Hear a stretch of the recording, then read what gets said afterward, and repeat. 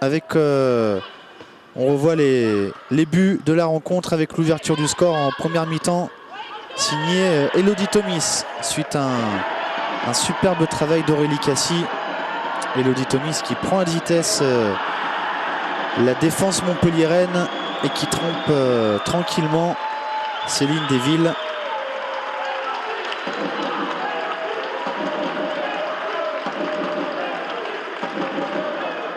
Elodie Thomis de retour en forme.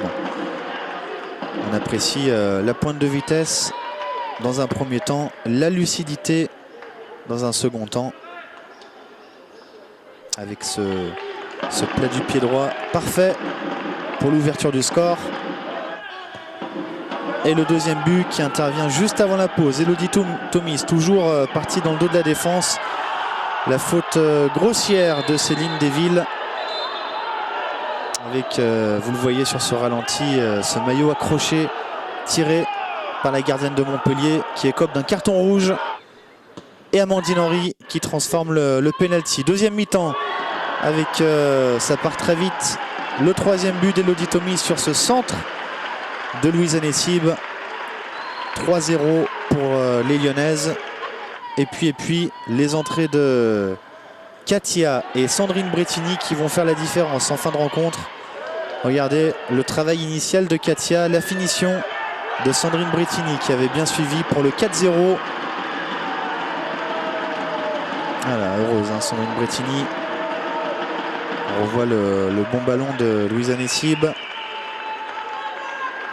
Le crochet de Katia pour se mettre sur son pied gauche. Et Sandrine Bretigny, buteuse que l'on connaît, eh bien, avait suivi, avait senti le coup. Et Sandrine Bretigny qui va même ajouter un 5e but en fin de rencontre. C'était 5 minutes seulement après son premier but. Regardez, Louise Anessib toujours au départ de l'action, la série de dribbles pour Sandrine Bretigny qui ajuste tranquillement la pauvre gardienne remplaçante de Montpellier, Laetitia Philippe. Pour le 5e but lyonnais, il n'y a pas eu photo. Il n'y a pas eu photo entre les deux formations. Les Lyonnaises étaient au-dessus tout simplement cet après-midi au stade de Gerland pour le plus grand bonheur de l'entraîneur Farid Benstiti, qualifié pour la finale de la Ligue des Champions avec son équipe de l'OL féminin et que l'on va écouter dans quelques instants l'entraîneur lyonnais. Allez, on écoute Farid Benstiti. Après le match nul à Ouméa et la qualification acquise,